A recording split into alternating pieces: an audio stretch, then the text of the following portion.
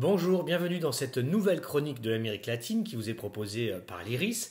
Cette semaine, je voudrais revenir sur un événement qui s'est déroulé non pas en Amérique latine, mais à Washington, un peu plus au nord, aux États-Unis. Cet événement, c'est la 51e conférence de Washington sur les Amériques qui s'est déroulée le 4 mai et qui est en fait la grande rencontre annuelle sur l'hémisphère continental, comme on dit à Washington, donc c'est-à-dire sur tout le continent américain, l'Amérique du Nord et l'Amérique latine, et qui vient un petit peu fixer la feuille de route de la politique états-unienne pour l'Amérique latine en particulier. Donc c'est un événement qui revient chaque année et qui a son importance parce qu'il permet de lire et de préciser l'impulsion du gouvernement et de l'administration américaine pour la région. Alors c'est très important d'y revenir cette année puisque l'administration états-unienne est nouvelle avec Joe Biden et c'est donc Kamala Harris, la vice-présidente américaine, qui était un peu la, disons, dirigeante la plus capée du gouvernement américain qui a animé, dirigé cette session de la 51e conférence. Alors il n'y avait pas moins de 6 ministres du gouvernement américain, parmi lesquels certains très connus comme John Kerry, qui est le conseiller spécial du président pour le climat. Il y avait Anthony Blinken, bien sûr, le secrétaire d'État américain, l'équivalent du ministre des Affaires étrangères du gouvernement. Il y avait aussi les ministres du commerce, les ministres aussi du Homeland, donc c'est de l'intérieur, de tout ce qui est des questions de sécurité. Évidemment, ça a à voir en particulier avec la crise migratoire et les relations bilatérales avec Mexico en général.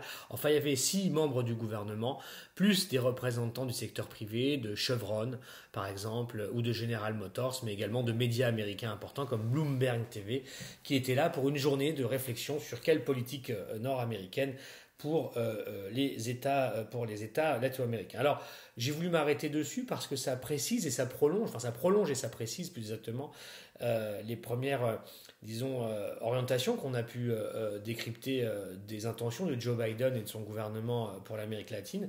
Et un certain nombre de choses se confirment. La première, c'est que le gouvernement américain compte bien, être plus présent, plus actif en Amérique latine que ce ne fut le cas avec l'administration de Donald Trump.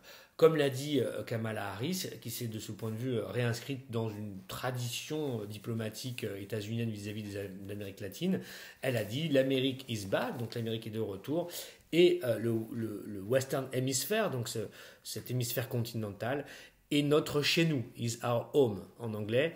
Donc c'est une réaffirmation du fait que la région est la zone d'influence première naturelle des États-Unis et que les États-Unis comptent bien rejouer un rôle central dans la région du point de vue politique, diplomatique, mais également économique. Donc Kamala Harris, de ce point de vue-là, se réinscrit dans une tradition diplomatique tout à fait identifiée aux États-Unis.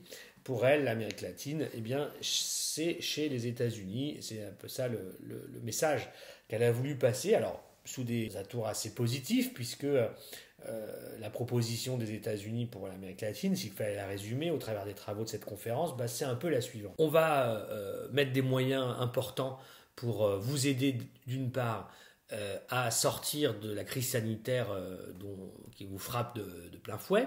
On va faire un gros effort sur le Covid, effort sanitaire, vaccinal, puisque entre, les annonces de la vice-présidente américaine ou de M. Anthony Blinken dans cette même conférence, les États-Unis disent vouloir apporter dans les 2 mois qui viennent près de 60 millions de nouvelles doses de vaccins pour aider les campagnes de vaccination nationale et à terme plus de 150 millions pour éradiquer le Covid ou en tout cas l'amener à des niveaux très très faibles dans l'avenir, dans les prochains mois. Donc c'est une proposition qui est faite par les États-Unis en matière de coopération sanitaire. Bien sûr, il y a quand même quelques arrière-pensées, par exemple celle de limiter la marche en avant de la coopération en matière de vaccins des Chinois et aussi des Russes dans la région. Donc c'est une sorte de contre-offensive des États-Unis sur ce plan-là, mais qui doit ouvrir à d'autres choses, qui doit ouvrir, selon les dirigeants nord-américains, qui doit ouvrir à une remise à plat des relations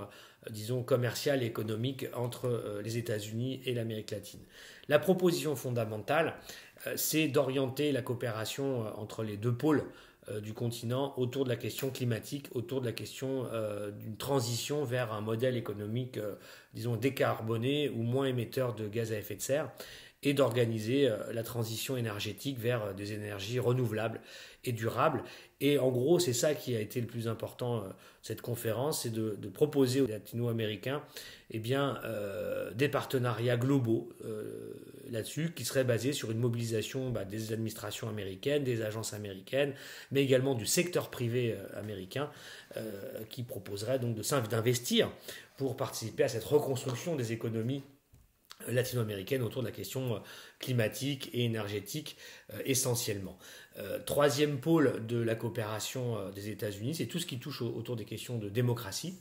Et là, ça a plusieurs déclinaisons, évidemment, plusieurs branches. Ça a été le moment de réaffirmer un certain nombre de choses. D'une part, que les États-Unis considéraient que le gouvernement vénézuélien était illégitime, qu'il s'agissait d'un régime autoritaire, qu'il fallait toujours s'inscrire dans un changement de régime, mais qui pourrait passer peut-être par une négociation plutôt que par, disons, une ingérence directe et des déstabilisations à consonance, en tout cas politique, voire militaire. On sort un peu de cette approche-là, mais en tout cas en gardant un objectif clairement de tourner la page du chavisme. En fait, au Venezuela, c'est quand même la ligne dans laquelle restent aujourd'hui les États-Unis.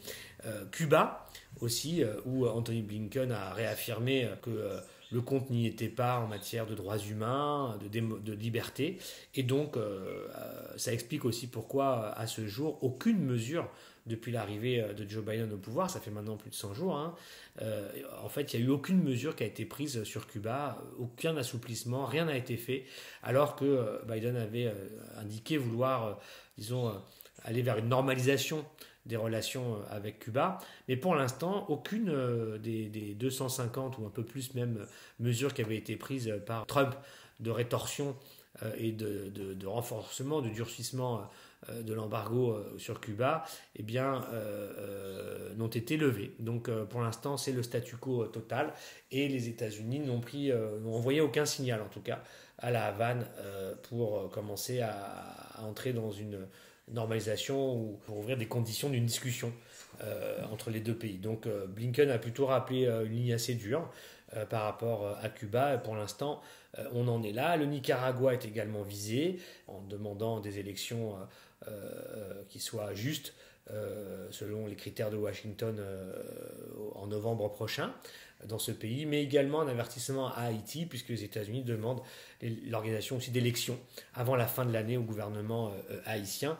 Ce sont les 4 pays qui ont été nommément cités dans la feuille de route démocratique, en quelque sorte, des États-Unis. Alors, il n'y a pas eu de mots sur la Colombie, par exemple, dans l'actualité. Là-dessus, rien du tout. Et puis, pas de mots non plus chez Anthony Blinken, mais chez Kamala Harris, oui, sur des partenaires assez proches des États-Unis. Je pense au Salvador, où il y a eu une mise en garde aussi sur les dérives du gouvernement salvadorien, selon Madame Harris. Donc on voit que les États-Unis se repositionnent dans la Caraïbe, dans l'Amérique centrale, pour intervenir, ou en tout cas donner leur avis sur ce qui se passe politiquement, et gardent des sujets de confrontation avec le Venezuela et Cuba. On en est là. Tout ça augure aussi de certains voyages qui vont avoir lieu bientôt, puisque Kamala Harris, par exemple, va se rendre dans les prochaines semaines à Mexico, rencontrer le président López Obrador. D'ici là, des élections de mi-mandat très importantes se seront tenues au Mexique, qui nous donneront une photographie des nouveaux rapports de force politiques. Et la coopération avec le Mexique va être aussi, en tête des priorités de cette feuille de route qui a été précisée lors de cette 51e conférence de Washington sur les Amériques.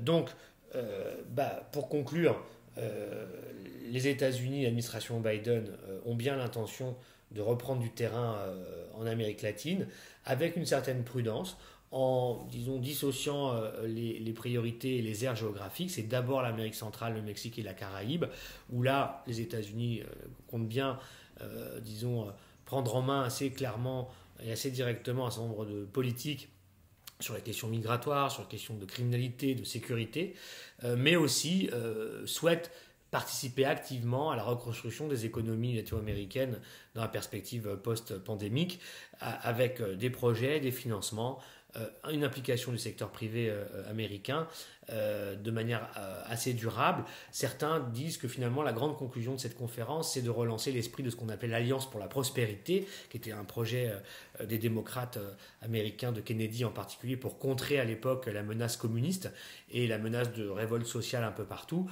On reviendrait un peu à cet esprit-là pour cette fois-ci endiguer à la fois du point de vue de Washington le renforcement de pouvoirs politiques trop dirigistes, trop autoritaires dans la région, et puis aussi pour repousser un peu l'irrésistible avancée chinoise, et puis secondairement les repositionnements russes dans la région. Donc voilà un petit peu ce qu'est venu préciser cette conférence dont on n'aura pas entendu parler en France certainement, mais que je pensais utile de relater un petit peu avec cette nouvelle chronique. Donc je vous dis à la prochaine fois pour continuer notre tour d'horizon des grandes dynamiques et des événements importants de l'Amérique latine. À bientôt.